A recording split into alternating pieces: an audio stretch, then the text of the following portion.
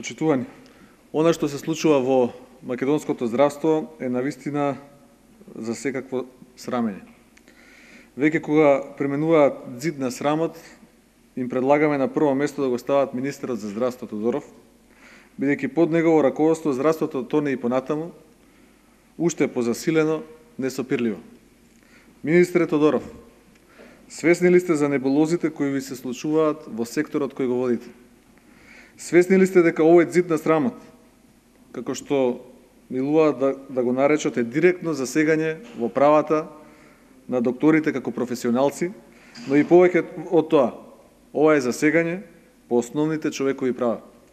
Како правник, треба да знаете дека ваквиот начин на јавно објавување не е правно пожелен. Не ли се доволни казните доколку некој има погрешено во државата? Или вие не верувате во правниот систем на нашата држава? Не ли ви пречи, господине Тодоров, што Фондот за здравство ви ги лепи лекарите од вашиот ресор на зидот на срамот? Демек, не за да ги посрамоти или навреди, туку за да ги опомене. Зошто тогаш не го крстите зид на опоменат, не зид на срамот? Не ли сметате, господине Тодоров, дека освен што купувате пижами, имате и обврска да го штитите угледот и честа на докторската професија, на лекарите од вашиот ресор, па дури и на вашите колеги од Фондот за здравство?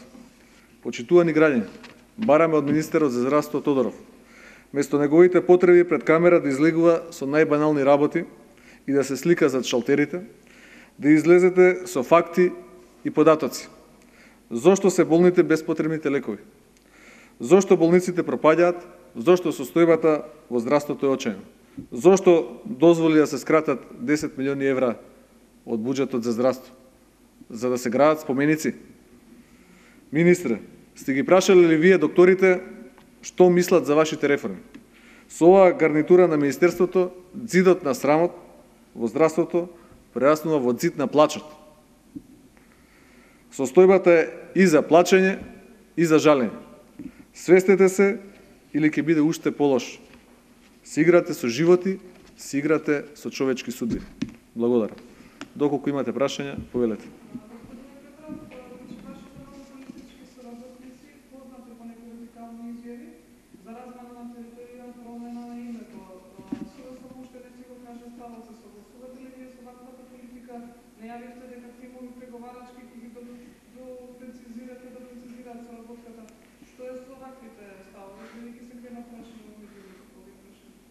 Значи, СДСМ го кажал ставот и јас ќе го повторам уште еднаш ставот на СДСМ.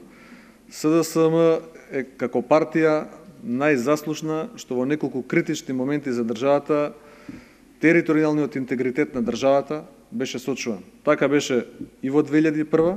Нема причина како предводник на идната влада на Република Македонија било кој да мисли нешто спротивно. СДСМ е стожерот на таа коалиција, сите други пристапуваат кон Социјалдемократскиот сојуз, а Социјалдемократскиот сојуз секогаш бил и ќе биде гарант на стабилноста и сигурноста во Република Македонија.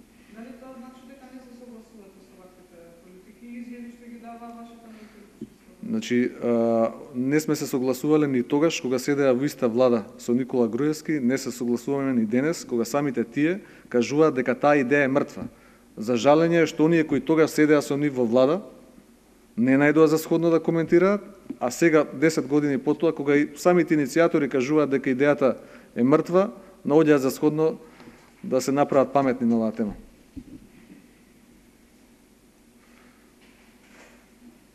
Доколку немате прашање, јас би сакал еден коментар да дадам во врска со денешната изјава на Наталија Ивчева за преминувањето на достоинство на Обединените за Македонија во ВМРО-ДПМН, би сакал да кажам дека тоа е една груба манипулација, повторно еден бесмислен обид, налик на оној на Маријан Додовски, бидејќи таа господја веќе година и пол има поднесена оставка од таа функција. Ние имаме цврста соработка со легитимните органи на оваа партија, кои имаат и писмено овластување да ја застапуваат партијата, и нашата соработка ќе резултира со заедничка коалиција помеѓу другите 20 партии кои ги предводиме и со Обединети за Македонија. Благодарам. Контактирате ли се Љубе Бошковски по ова прашање?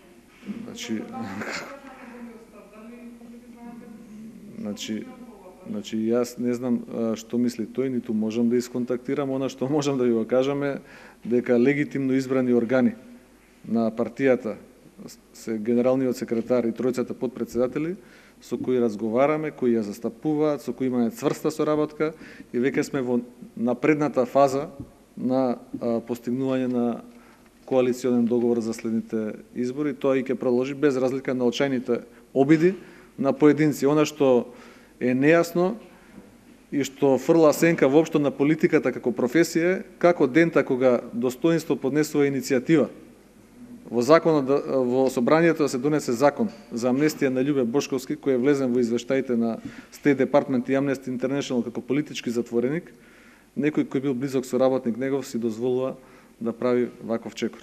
Тоа е нешто што фрла сенка на политиката како професија.